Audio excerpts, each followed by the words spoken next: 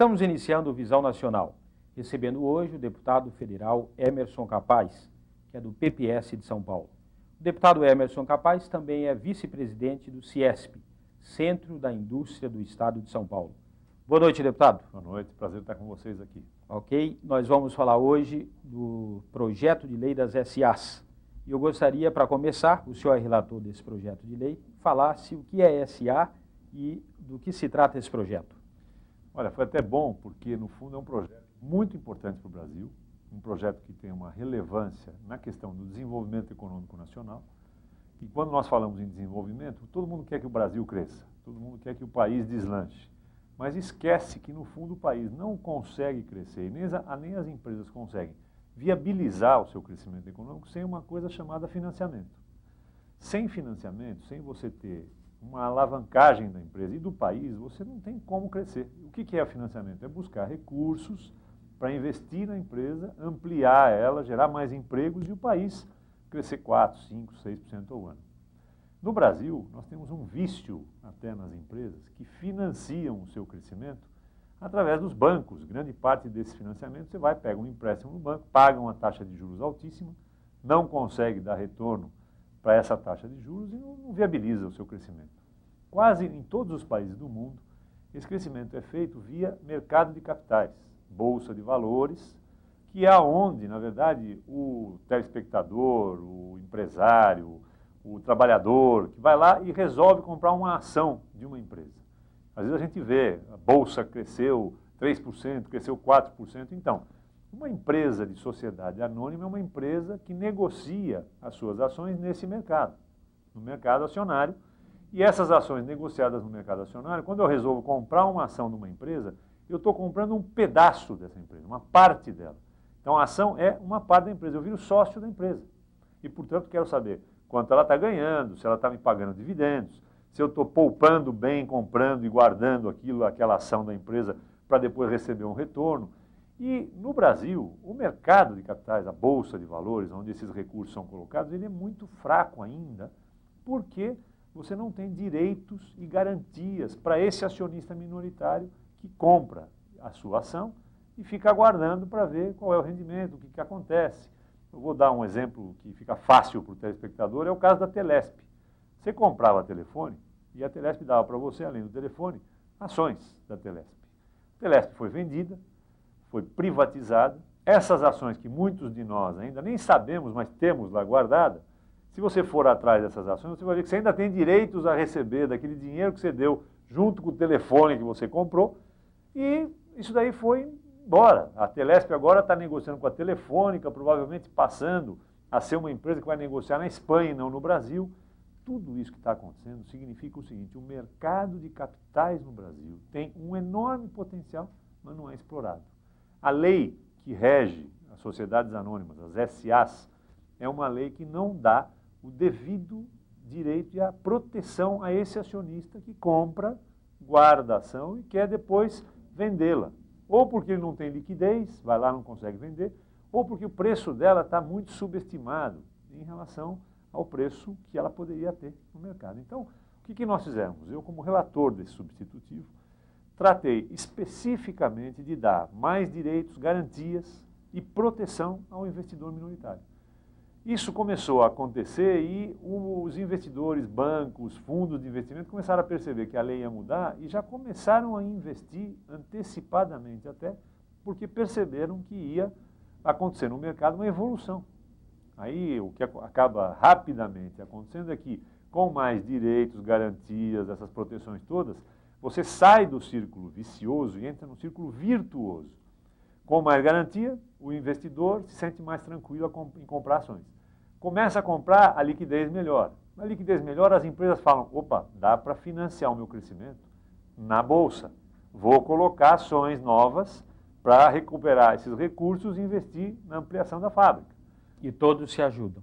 Todo mundo começa a se ajudar, o mercado cresce e o círculo virtuoso vem. Com o mercado crescendo, a minha ação valoriza, eu vou comprar mais.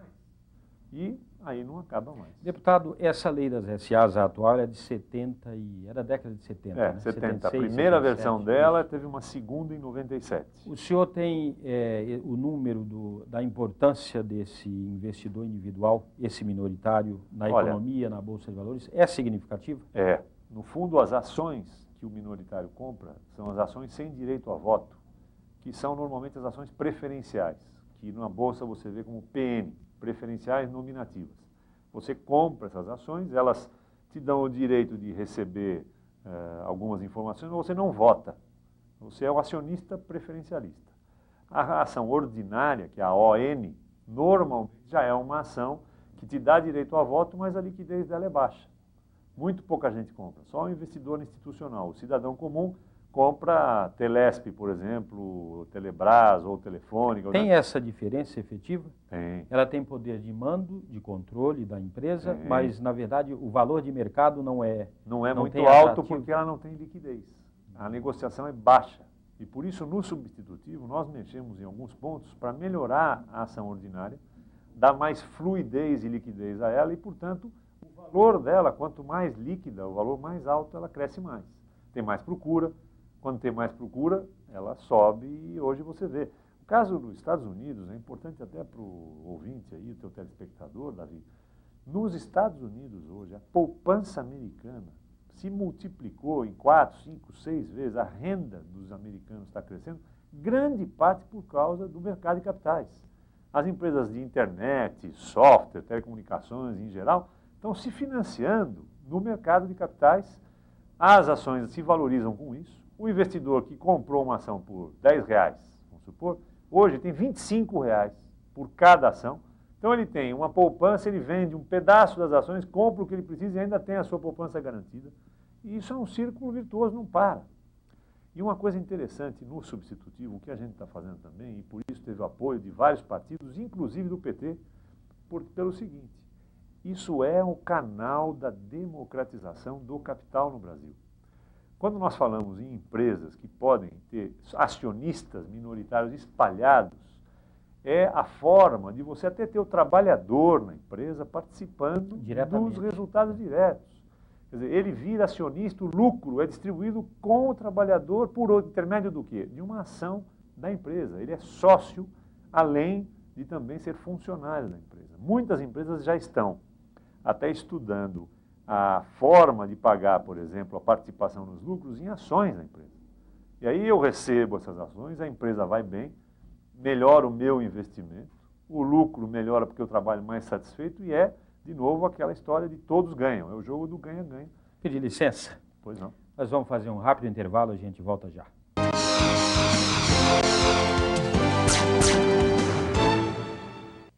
Visão Nacional. Apoio Vera Cruz, Vida e Previdência. Segurança e tranquilidade para a vida inteira.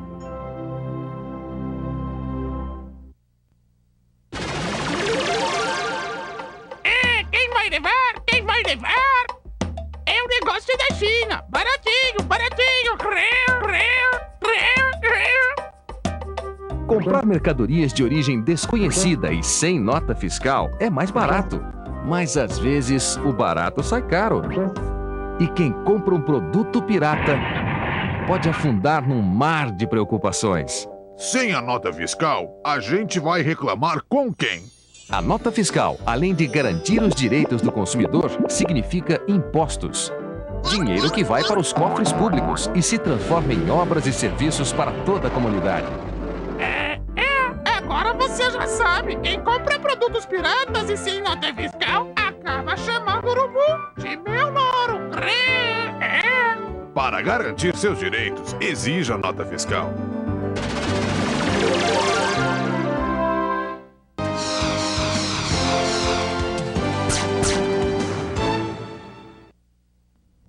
Estamos de volta com o Visão Nacional, recebendo hoje o deputado Emerson Capaz. Deputado, gostaria de começar esse bloco, o senhor respondendo a questão do telespectador. Deputado, eu gostaria de saber, além da proteção aos acionistas minoritários, quais as outras inovações do projeto de lei? Bom, a coisa mais importante que tem é a valorização do minoritário, é o direito e a garantia e a proteção do acionista minoritário. Mas é óbvio que isso não é a única questão. Nós temos outras coisas que estão envolvidas no projeto. Então, vou dar alguns exemplos típicos. O pagamento de dividendos aos acionistas. Antes, você tinha uma fórmula que o dividendo era pago em relação a 25% do lucro líquido que a empresa deu. Então, ela deu lucro, 1/4 desse lucro, 25%, ela é obrigada a distribuir em dividendos. Nós inovamos no substitutivo de que jeito? Como este dividendo é pago para o acionista. Então, nós demos uma prioridade ao acionista preferencial, que é aquele que não tem direito a voto, de receber antes do controlador os seus dividendos. O que acontece com isso? A ação que não tem direito a voto e é um minoritário que às vezes está colocado aí em segundo plano, passa a ter uma prioridade no recebimento desses dividendos. E o controlador só vai receber o seu dividendo se o lucro que ele teve for suficientemente alto para pagar primeiro o preferencialista minoritário e depois o controlador. Então isso já é uma mudança importante. Uma segunda mudança importante no projeto, transparência na administração. Nós inovamos aí colocando dentro do conselho de administração da empresa, que é quem gerencia a empresa, um membro do acionista preferencialista.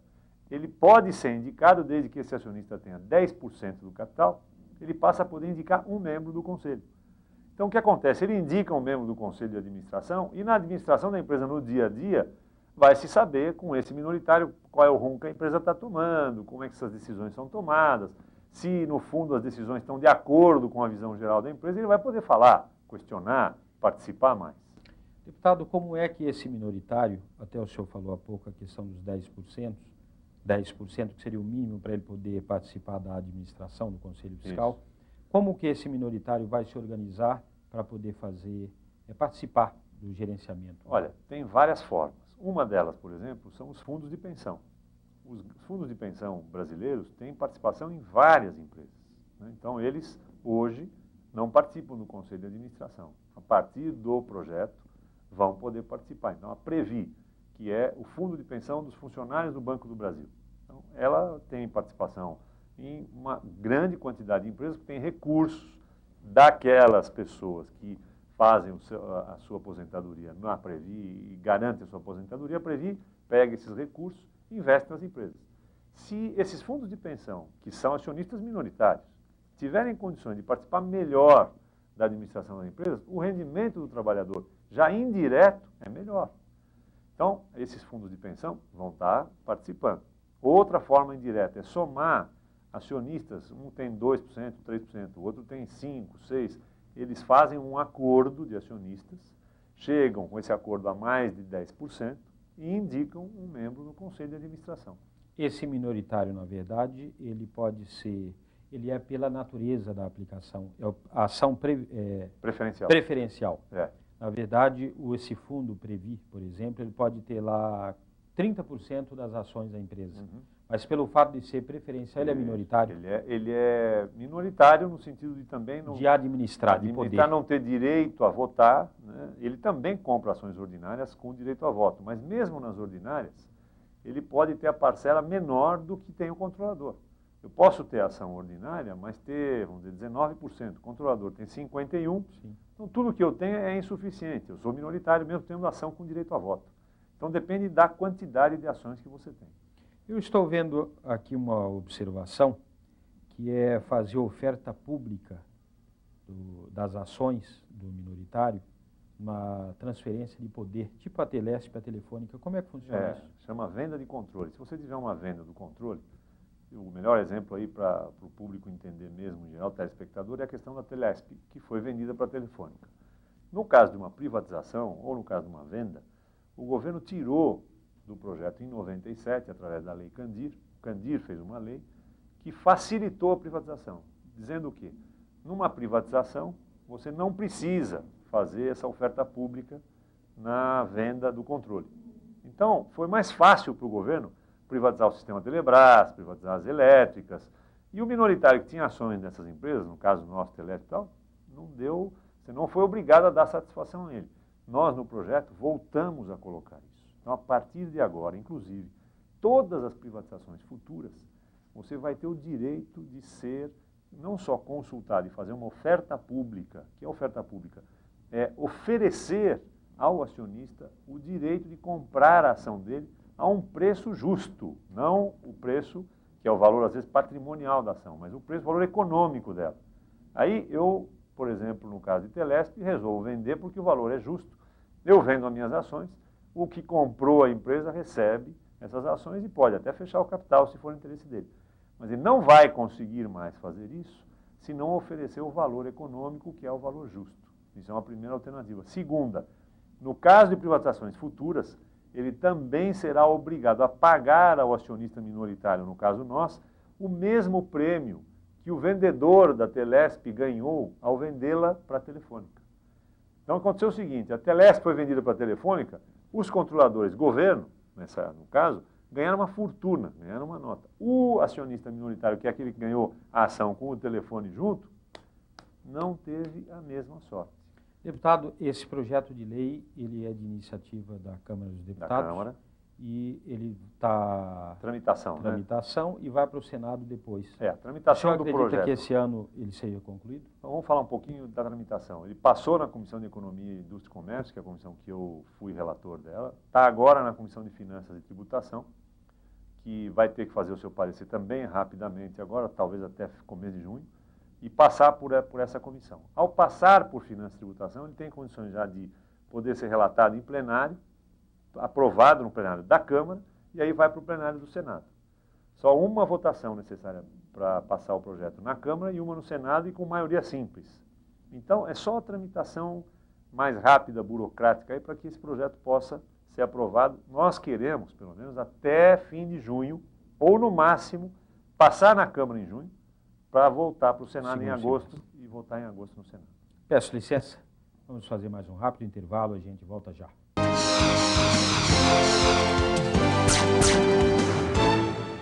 Visão Nacional. Apoio Vera Cruz, Vida e Previdência. Segurança e tranquilidade para a vida inteira.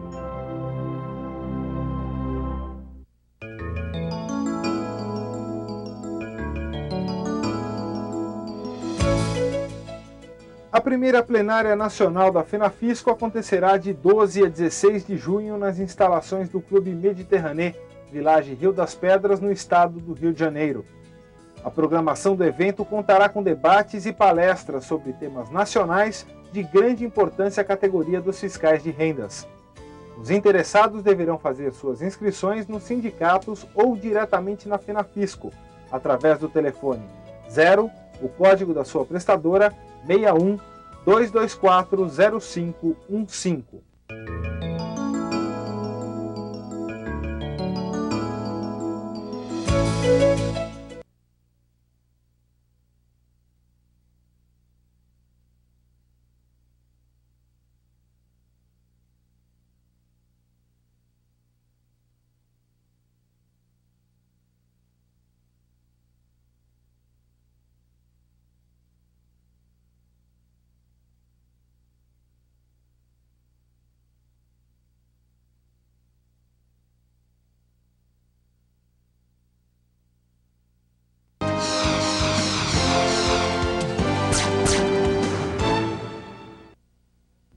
Estamos de volta com Visão Nacional, recebendo hoje o deputado Emerson Capaz.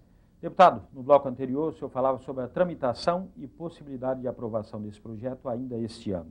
Como é que anda o Poder Executivo, o presidente, o governo brasileiro, tem interesse na aprovação desse projeto? Olha, Davi, o que eu tenho sentido é um apoio grande de boa parte da equipe econômica, e eu diria aí principalmente o ministro Pedro Malan, o Armínio Fraga, que o próprio Armínio Fraga vem do mercado de capitais e é uma pessoa que conhece a importância desse mercado para financiar as empresas e o crescimento do Brasil. Então, ele vem dando um suporte muito grande, a CVM, que é a Comissão de Valores Imobiliários, o presidente da CVM, José Luiz Osório, também tem dado um grande suporte, o ministro Tápias tem dado da área empresarial, que é um ministro que vem do empresariado, tem a visão do empresariado, mas eu diria hoje um pouco mais arejado, um pouco mais moderno, uma percepção da importância também tem dado um suporte e numa cerimônia, inclusive, de fusão das duas bolsas, Bovespa e Bolsa do Rio de Janeiro, no próprio Palácio do Planalto, o presidente da República, na fala dele, manifestou a preocupação de que essa lei fosse aprovada o mais rápido possível, pela importância que ela tem. Então, eu acho que no Executivo, a tramitação dele vai ser facilitada. Nós não vamos ter uma oposição dos partidos que fazem a base de sustentação do governo. Estamos negociando, como eu disse no seu programa agora, os partidos de oposição, o próprio PT, estão votando a favor em bloco do projeto. Então, é só mesmo uma questão burocrática e, de uma forma ou de outra, vai ter pressão, né, de alguns outros setores. E os lobbies dos minoritários, dos grandes empresários, chega a preocupar? Ele pode mudar o projeto. Eu tenho dito, inclusive, que o governo tem que trabalhar nessa direção para evitar a deformação, vamos dizer assim, do projeto, porque a gente atingiu um patamar do substitutivo agora na comissão, que ele está, vamos dizer, redondo até onde a gente conseguiu administrar isso, porque eu sofri também pressão de um lado, de outro. Os acionistas minoritários agora tem uma associação chamada Animec, que é a Associação Nacional que defende o interesse do investidor, vamos dizer, minoritário em qualquer empresa. Então, ela veio também pressionar, queria um substitutivo melhor do que esse, e os empresários não queriam algumas mudanças que foram feitas. Então, eu tentei trilhar aí, andar entre a cruz e a espada, né? No fundo, você vai ali no meio, na linha de fogo, e o bom do final do substitutivo é que as duas partes ficaram meio satisfeitas. Quando as duas ficam meio satisfeitas, é que você atingiu o principal objetivo, que era não deixar um lado muito contente e o outro lado absolutamente desprotegido, né? Então, eu acho que aí eles vão continuar pressionando na Comissão de Finanças e Tributação, vão tentar mexer e tirar alguns pontos do projeto. Nós temos que estar alerta, eu vou acompanhar isso com o deputado Candir, que é o relator na Comissão de Finanças e Tributação. Nós já combinamos, inclusive, de que ele não vai fazer nenhuma mudança sem conversar com a gente antes, ouvir a nossa opinião, até como relator do próprio projeto. Isso acho que vai facilitar bastante. Deputado, a nossa área tributária, a gente sempre está debatendo a reforma tributária, que é outra que está pendente, e a nossa preocupação, a preocupação do brasileiro em geral, é com uma reforma para um sistema que facilite a entrada de capital estrangeiro, investimento, crescimento, toda essa coisa que o brasileiro gostaria de ver o mais rápido possível. Essa lei das SAs, ela além de tratar do direito, da proteção ao minoritário e outros direitos que o senhor falou, ele também facilita o investimento estrangeiro, o crescimento. Sem dúvida. Todo esse Olha, interesse Davi, de todos nós? Isso é impressionante. Eu acabei de voltar, 10 dias atrás, de uma rodada que eu fiz com os principais bancos americanos e fundos de pensão americanos que investem no Brasil, e fundos de investimento. Exatamente porque eles me convidaram para falar sobre o projeto, preocupados com a seguinte visão que eles têm hoje. Se esse projeto for aprovado, nós vamos ampliar a entrada de recursos uns 20% ou 30% no Brasil. Então, queriam saber os detalhes, a tramitação, o que nós estamos falando aqui, o que vai acontecer, mas eu fiquei impressionado com a receptividade, ou seja, a aprovação desse substitutivo, sem muitas mudanças do que ele tem hoje, nessas conquistas, significará uma entrada de recursos externos violenta no Brasil, a ponto de aumentar o valor patrimonial das empresas, o valor no mercado de ações e a poupança que está sendo investida hoje nesse mercado. Então, é verdade, virão recursos vultuosos se a lei passar. E com relação a facilitar o pequeno investidor, aplicar mais em bolsa de valores, em ações, isso também o senhor acredita que vai viabilizar? Olha, aí acredito e depende muito de de a gente conseguir transmitir para o poupador, investidor, a possibilidade que ele tem no mercado acionário. Então, é aquela questão que a gente falou no começo do programa, quer dizer, ele se sentindo tranquilo em relação aos direitos e garantias, ele vai falar, olha, vale a pena, em vez de repente deixar o dinheiro na poupança, ir num fundo de ações, no banco, e investir, não precisa investir toda a poupança, mas 20% dela você coloca no fundo de ações e vê, compara rendimento, né, e sabe que o dinheiro agora virá um fluxo maior, o mercado vai crescer e você vai ter um rendimento maior. Agora, é uma questão também de, vamos dizer, cultura. Tanto a cultura do empresário tem que mudar, como a cultura do poupador e do investidor também tem que mudar. Ele tem que entender que é importante ele ser acionista de uma empresa, porque ele pode cobrar essa empresa, ele pode estar acompanhando ela, ele pode fiscalizá-la melhor, seja sozinho, seja através dessas associações. Então, aí o poupador vai ter, e a ideia nossa é democratizar mesmo esse capital, né, fazer com que esses acionistas se multipliquem no Brasil. As pessoas lá fora me perguntavam nas reuniões nos bancos, a tua lei vai fazer o brasileiro investir mais? Porque é isso que eu quero saber. Se eu sentir que o brasileiro está investindo mais nas empresas brasileiras, eu vou investir mais também. Mas é preciso que o brasileiro se entusiasme e seja poupador também. Nosso tempo está terminando. Gostaria de ouvir as considerações finais.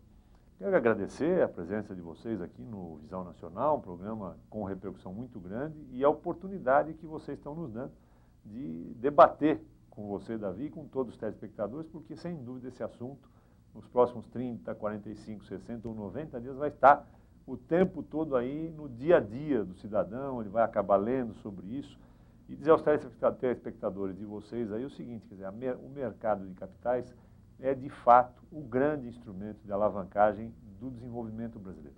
Nós precisamos financiar o Brasil e, sem financiar o Brasil, não vamos crescer. E, para crescer, vamos precisar de um mercado forte.